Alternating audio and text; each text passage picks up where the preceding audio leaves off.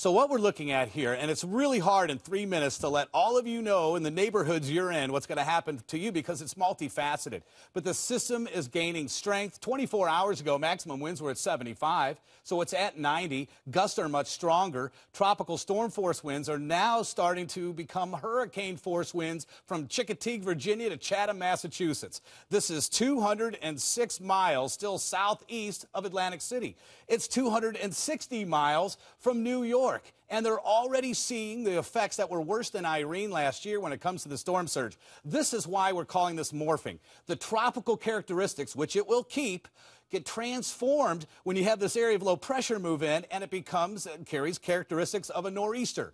Then you toss in characteristics of a major winter storm, all morphing together. That's why we call it a superstorm. So you're going to have hurricane force winds. You're going to have blizzard conditions on the back with heavy snow, dangerous high seas up to 30 feet high, the storm surge, up around, Long Island. I mean, we could see 10, 11-foot storm surge. That's double what we had with Irene. But the snowfall in the latest models have extended northward, well north of Pittsburgh to the border of New York. We could have lake effect snows in the Great Lakes. We could have power out to millions of people. I remember in 2003, I was working in D.C. when Isabel came in. It tore off a part of the Outer Banks. It's now called Isabel Inlet. But that moved toward western Maryland. It made landfall in the Outer Banks. But in the Chesapeake, there were tens of thousands of trees down. People didn't have power for 2 weeks. I know that I was one of them. So your patience, they're going to be tested.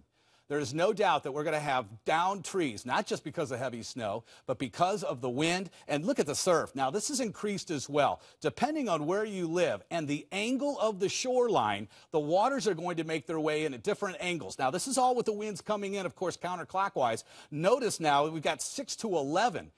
Parts of New York City may look like Venice, Italy. I'm not kidding, because we're going to have that water come right in, and it's going to just funnel itself down into New York. That's why the transportation issues, we have that, and of course the cancellations of that. Winds, another factor. We were expecting winds to be as great as 80 miles per hour. They've been increased now to possibly 90. The higher you live in high-rise apartment buildings or what have you, those winds just become twofold, threefold. I mean, a 30-mile-per-hour wind at the surface is going to be over 100, if you're up to, over, maybe 40 levels up. Now, as far as the snowfall, this is increasing too. So as the system, which is tropical, morphs, we're going to find the possibility over 2 feet of snowfall. Winds are going to be blinding with bone-chilling wind chill levels. In fact, notice the warnings now in effect. Snow as far south as eastern Tennessee, as far north as parts of Michigan. When the system moves inland, we're going to start to see it start to lose a little bit of its punch, but the broad wind field is really what's going to cause the power outages. Cannot stress enough that with all the leaves on the trees, we're going to have not only heavy snow downing branches, we're going to have the winds and the weakened root systems with heavy rainfall. It's just going to be miserable for maybe 2